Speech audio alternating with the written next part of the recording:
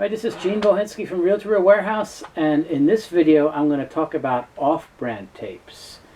Off-brand tapes were very popular at the time because tape was expensive. People would buy tape for specific applications. So if you were going to record voice or something that was non-critical, why would you buy a great tape for it? You'd buy a low-cost tape for it. And as a result, there was a market for a lot of low-cost tape. There was also a practical reason for it, because in the old times, for production quality, they had to figure out what to do with the reject tape that they would produce. So if you think about the way tape was produced, it was produced maybe, let's say, a meter wide tape width that would be coated with oxide. And that would then later be slit into the different widths that were needed.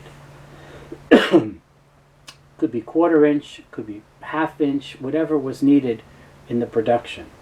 They found that the quality of the tape on the edges of that total width didn't have the same high quality as the middle. So there were some of those reject tape that they could either toss or sell it as off-brands. So a lot of times the tape was sold as off-brand. My experience, having gone through so many tapes, I also think they also did production innovation or testing, and they dumped that stuff into an off-brand box to unsuspecting customers that wouldn't know what they were getting. So it was actually common at the time to buy tape and not really know what you were getting in the box. And I want to start with probably the biggest, the most well-known of all of these perpetrators is Shamrock, which is an off-brand of Ampex. Shamrock, they put all kinds of stuff into Shamrock, and they sold an absolute ton of it. And on the website, I actually have identified at least 8 unique formulations that were put into Shamrock boxes. And only 3 or 4 of them are usable today. A lot of them suffer from sticky shed. Some of them are actually repurposed instrumentation tape, which doesn't really record well on home machines. There's also a Shamrock grade that is old cartridge tape that was used for 8-track cartridges, and for that tape they actually had to coat it on the back with graphite. That's not really good to use for your reel-to-reel machine, because then you'll have graphite all over your tape machine. So I don't recommend that. However, because I classify it as graphite back tape, I actually have people that buy that tape from me and use it to load their 8-track cartridges, which is an actual interesting aside. But when you get a batch of Shamrock, you don't know what you're getting. And so that's one of the reasons why you have to be wary. The other company that right on the heels of Shamrock is Concertape. This was sold through the Radio Shack stores. This is an interesting brand. It's also an off-brand or budget tape. In the early days, they got a lot of their tape from Audio Magnetics. I'm not sure that it was off-brand, but it wasn't as bad. But later on, this stuff was rebranded Shamrock, and the same stuff that was in the Shamrock boxes was in the Concertape boxes. And they were selling a ton of this stuff through Radio Shack well through the late 80s, maybe even early 90s. And most of the stuff that showed up in Radio Shack was reconstituted, was the instrumentation tape.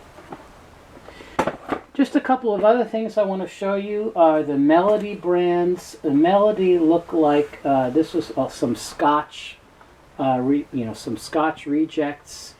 I don't really see a lot of this. I don't think Scotch did a lot of this. They were probably smart to get out of the junk tape business.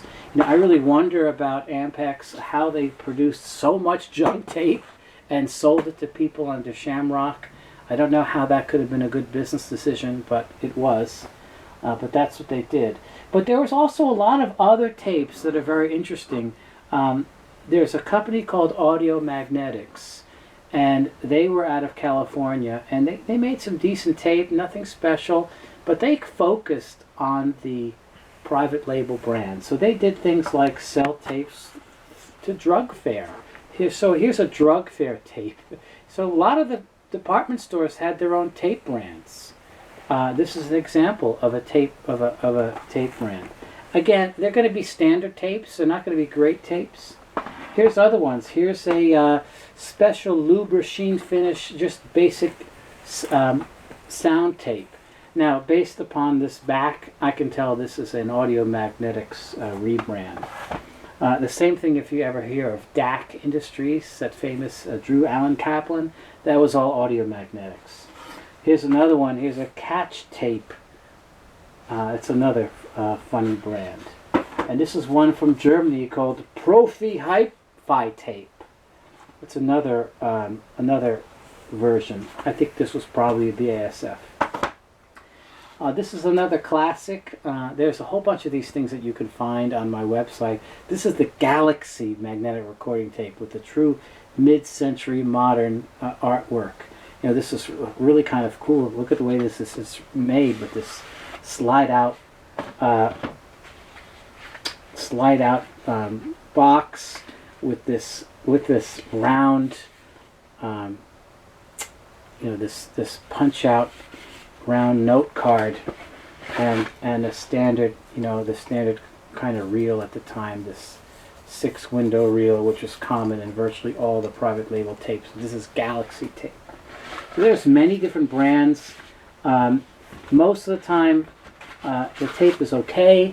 It's not going to ruin your machine. These brands came out well before any of the sticky shed issues. Well before they stopped using whale oil, so the stuff is all going to be useful. It's just not going to sound great. You can transfer whatever's on it.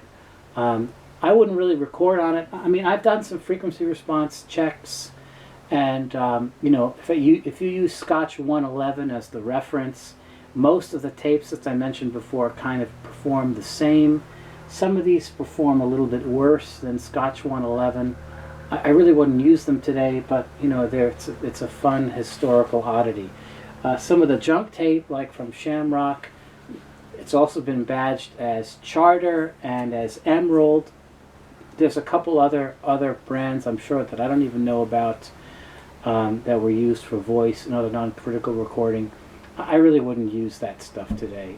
I would just use it for the reels or toss it.